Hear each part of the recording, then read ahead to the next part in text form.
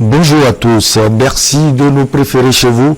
C'est l'heure de décryptage. Nous allons parler du Burkina Faso, arrestation d'un des leaders du balai citoyen. Didier Assogba, bonjour, vous allez bien? Bonjour Michel, ça va super bien. Ce lundi 5 septembre, Olo Mathias Kambou, membre de la coordination nationale de l'organisation, a participé à une émission à la radio portant sur le bilan du mouvement patriotique pour la sauvegarde et la restauration au pouvoir.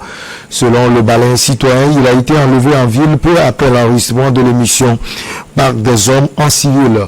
L'organisation explique avoir retrouvé la trace de l'eau Mathias Kambou au service de recherche de la gendarmerie à Ouagadougou sans savoir ce qu'on lui reproche. Didier Assogba, est-ce que vous savez ce qu'on reproche à Mathias?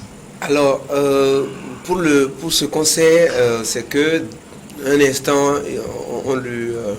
on l'accuse donc d'avoir publié un certain nombre ou d'avoir fait un certain nombre de commentaires sur les réseaux sociaux, notamment sur le réseau social Facebook, après la dernière adresse à la nation du président Paul-Henri Sandaogo, et donc qu'il aurait fait des commentaires qui n'ont pas plu donc au pouvoir en place, au pouvoir militaire en place.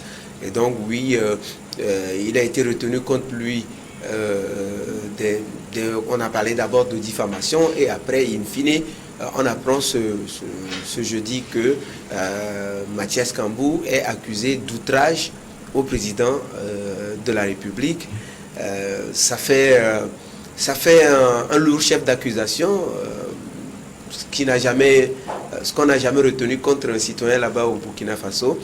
Donc voilà ce qu'on sait à peu près pour les chefs d'accusation retenus ou portés contre ce citoyen-là, leader de balai citoyen, qui conteste naturellement la gestion de Paul-Henri Sandaogo, dont les promesses, qui peine à tenir ses promesses, dont l'arrivée au pouvoir ne permet pas d'arranger la situation donc, du Burkina Faso. Et vous savez la position du balai citoyen sur ce coup d'État-là, et surtout que les intentions du président Paul-Henri Sandaogo d'Amiba plutôt, ne sont pas toujours clair. On ne sait pas véritablement ce qu'il veut faire à la tête du pays, s'il est venu pour s'éterniser ou s'il est venu pour normaliser les choses et repartir.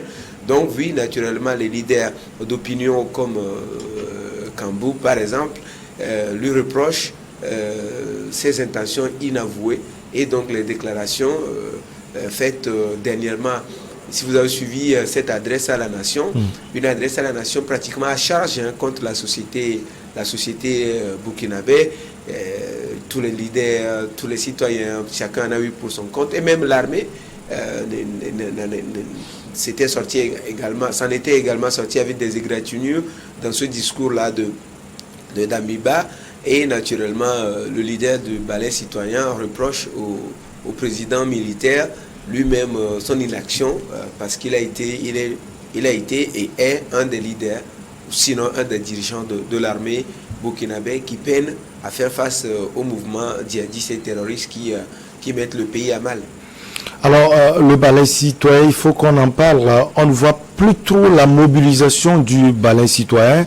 On connaît plus Smoky, hein, tout le monde connaît Smoky. Est-ce que le balai citoyen aujourd'hui est comme hier? Non, vous savez, quand vous savez la situation de la société burkinabèse, le Burkina est en difficulté. Le Burkina est en difficulté, et quand le pays est en difficulté, malmené de toutes parts par les terroristes, et vous voyez le nombre de déplacés qu'on enregistre, déplacés internes qu'on enregistre dans le pays, avec les attaques terroristes ici et là, même aux portes jusqu'à Ouagadougou, autant pour moi, des attentats terroristes qui arrivent, et un pouvoir militaire dont les intentions ne sont pas claires, les populations hésitent à sortir. Donc on ne peut pas sur ce coup-là juger du poids que le balai citoyen avait hier et comparé à aujourd'hui. Les situations ne sont pas les mêmes. Vous avez vu le balai citoyen tout feu, tout flamme contre Blaise Compaoré, qui avait réussi à mobiliser naturellement l'attention mobiliser l'attention, ou sinon toute la société burkinabé contre les intentions et les projets de Compaoré. Vous avez vu cela aboutir au départ du pouvoir de ce dernier. Et le ballet citoyen qui n'a pas été trop actif sous le pouvoir de Kaboré, et donc qui essaie maintenant de se reconstituer et de redonner la voix pour redonner aux citoyens leur voix et leur pouvoir de décision dans les de décision ou de poids dans les décisions à prendre par les autorités. Alors, vous savez que l'arrivée au pouvoir de Kaboré a donné un espoir aux Burkinabés, et les uns et les autres avaient estimé qu'à l'époque, quand Compaoré était parti, le dictateur était parti, celui qui arrivait était un peu démocrate et on lui laissait la possibilité de pouvoir gérer. Sauf que avec les péripéties terroristes, Kaboré n'a pas su véritablement diriger le pays, et les terroristes l'ont mis en difficulté, et il a fini par être enlevé du pouvoir par l'armée. Et aujourd'hui, le ballet citoyen veut se mettre en position de contrôleur de la gestion de Damiba, ce que certainement le militaire président ne va pas supporter, et il a commencé déjà par sortir ses griffes contre ce mouvement-là, qui certainement aucun président ne peut aimer ou ne peut minimiser les mouvements de contestation et les mouvements populaires qui se mettent en branle. Ces genres d'arrestations cavalières ne sont pas du fait des républiques qui se respectent. C'est la sortie de Zinaba Rasmane, qui est le responsable de l'organisation, c'est-à-dire du ballet citoyen. Alors, Didier Assogba, quand on arrive quand même à écrire des choses sur le président, à peut-être qu'avec une certaine manière, le président de la République, est-ce qu'on ne doit pas réagir? Alors, nous sommes dans une ère de liberté d'expression. Liberté d'expression, bien entendu, mais bon, avec le respect et avec la manière. Donc, quand on critique le président, ce n'est pas l'insulter. Alors, il faut faire un distinguo entre les critiques et les insultes. Voilà. Je ne crois pas que... Dans ce cas, est-ce qu'il a critiqué ou bien il a insulté? Bien entendu, il a critiqué. Peut-être que le choix des mots a été... un peu loin. Non, peut-être les mots ont été sévères, naturellement, mais il est en train de critiquer. Il a critiqué dans ses sorties, naturellement, le président qui venait de faire un bilan de sa prise de pouvoir. Et donc, vous savez que les militaires n'ont pas la même façon de juger les interventions et les sorties du public, des leaders d'opinion, des leaders politiques ou même des journalistes certaines fois sur un certain nombre de sujets, et ils sont plutôt très réactifs à un certain nombre. Donc vous voyez, après, le lendemain d'après, juste son commentaire sur les réseaux sociaux. Il y a eu le massacre, on a vu ce massacre. On met des hommes à ses trousses pour aller le cueillir. Ah oui, je vois. Voilà, et donc vous voyez, ça pose véritablement un problème, à mon avis, si c'est seulement ces interventions où on le cherchait depuis. C'est ce que je voudrais savoir, s'il a écrit d'autres choses ailleurs pour qu'on se mette à le chercher, ou c'est seulement ces critiques-là du bilan de la prise de pouvoir du président Damiba qui permettent aujourd'hui de l'arrêter comme ça. Alors, je suis d'accord que quand on parle d'un homme public ou fut-il président de la République, il faut mettre de la manière, le critiquer, lui reprocher des choses en sachant raison garder, avec les mots à choisir. Mais vous savez que le Burkina Faso avait atteint un niveau de démocratie donné, et à ma foi, on a vu beaucoup de choses que des gens avaient écrit autant pour moi sur les autres présidents. Même Compaoré en son temps, au temps fort de sa dictature, je pense que laisserait passer ses commentaires. On a vu tous les commentaires, tout ce qu'il y avait eu dans le temps de la contestation avec le mouvement Liwili et bien d'autres, il n'y avait pas eu d'arrestation des citoyens burkinabés pour injure ou encore diffamation ou encore outrage au chef de l'État. Mais là, on voit que le Burkina est en train de chercher, enfin, les nouvelles autorités burkinabées qui sont à la tête du pays, donc cherchent un moyen pour pouvoir barricader l'espace public même du Burkina, empêcher les citoyens de s'exprimer et comment on va dire, supprimer carrément le droit à la parole, parce que là, l'exemple de ce leader du mouvement Balai citoyen ça va servir d'exemple à beaucoup de citoyens qui vont parler demain, qui vont écrire demain sur les réseaux sociaux, et il suffit que vous soyez dans un groupe avec des partisans du pouvoir ou avec les services de renseignement, vous écrivez dans un groupe WhatsApp ou sur d'autres réseaux, on viendra vous arrêter parce que vous aurez mal parlé de l'armée, vous aurez mal parlé du président. Là, ça part dans les dérives.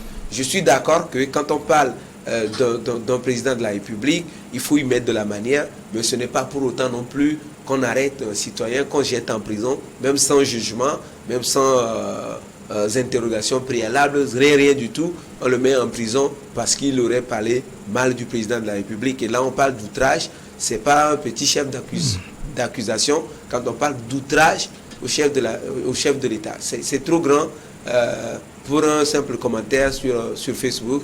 Et ma foi, le lieutenant-colonel Paul-Henri Sandaogo Damiba, ma foi, qui est un intellectuel, n'a pas besoin de se mettre tout à l'heure, alors là où au petit matin de son pouvoir, dans cette dérive, ça peut donner d'autres impressions, ça peut lui coller des images certainement qu'il n'a pas, à moins qu'on se trompe sur son compte. On va faire un crochet de 30 secondes au Mali pour y voir ce qui se passe à l'aune de la situation au Burkina Faso. Didier Assogba, vous dites quoi sur cet ancien 4e vice-président de l'Assemblée nationale qui avait critiqué le président Assimi Goïta qui a été arrêté et jeté en prison? Oui, je dis que toute arrestation pour critique du président, pour moi, je suis foncièrement pour les libertés d'expression des gens. Je crois que dans les critiques, il y a toujours quelque chose de bien. C'est-à-dire que si vous avez autour de vous des gens qui font que de la délation, des gens qui font que dans la langue de bois et des gens qui ne font que vous encenser, vous allez avoir l'illusion de bien faire et vous n'allez jamais aboutir aux résultats escomptés et vous n'allez jamais travailler pour le bien-être des populations. Il faut que des gens aient un regard critique sur les actions que vous menez à la tête du pays, que vous soyez militaire ou civil. Vous n'êtes pas parfait. Donc, quand des gens font des critiques, ma foi, il y a dans les critiques quelque chose de bien. C'est-à-dire que c'est de voir qu'est-ce que je ne fais pas bien et que celui-ci est en train de parler.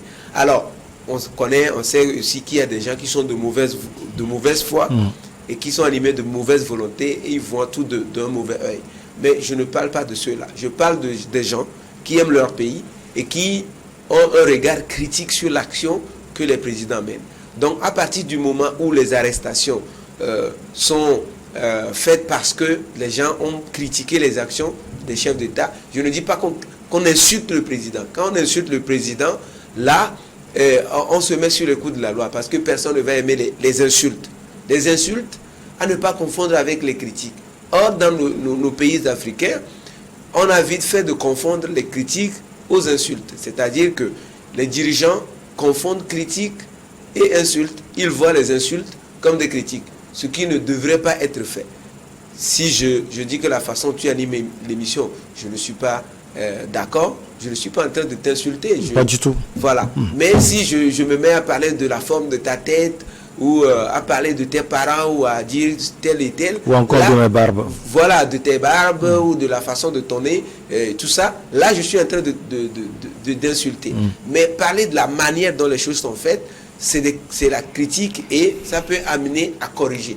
Donc, que les pouvoirs, qu'ils soient militaires ou civils, arrivent à faire un distinguo entre les critiques et les insultes et à ne pas utiliser la justice pour régler des comptes à des adversaires ou à des leaders d'opinion qui deviennent un peu trop encombrants ou qu'on n'arrive pas à maîtriser ou qu'on n'arrive pas à faire taire ou qui n'arrivent pas simplement à se mettre dans les rangs. Moi, je ne suis pas pour qu'on utilise la justice pour régler les comptes ou pour faire taire les citoyens. Laisser les gens s'exprimer et ça aiderait le président à mieux faire ou à réorienter ses actions. Alors pour Rasmane, cet acte n'est pas anodin. Il fait suite à d'autres actes qui nous rappellent encore que nous devons nous mobiliser pour les libertés individuelles et collectives dans ce pays. Pour ces raisons-là, nous pensons qu'aucune intimidation ne peut entamer la longue marche de notre peuple vers la libération, vers la liberté. On connaît le balai citoyen au Burkina Faso. S'achemine-t-on, Didier Assogba, vers un bras de fer entre le pouvoir de Damiba et le balai citoyen? Alors, de toute façon, je dirais que le lit est bien dressé pour ce bras de fer. Le lit est bien dressé parce que Damiba, je dis, on ne connaît pas bien ses intentions.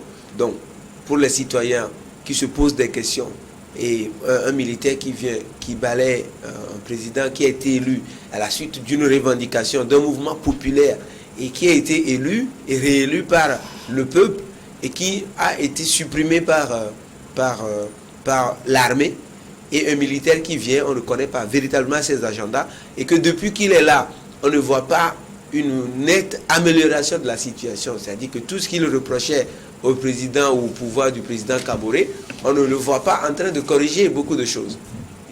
Vous voyez, chaque semaine, l'armée burkinabé essuie des revers sur le front contre les terroristes, avec des morts d'hommes, avec les déplacés internes, dont le nombre continue de s'augmenter. Donc, à partir de ce moment-là, les populations se posent des questions. Pourquoi il met fin aux institutions démocratiques alors que lui-même il ne fait pas mieux? Je pense que c'est d'ailleurs sur ce point-là qu'il est critiqué par le leader de balai citoyen. Et ce qui certainement ne plaît pas aux militaires d'Amiba qui, je dirais, a instruit la justice dans ce cas-là pour faire écrouer ce leader-là, certainement pour donner un message aux autres mouvements contestataires de ce que l'armée au pouvoir, les militaires au pouvoir ne vont pas se laisser faire.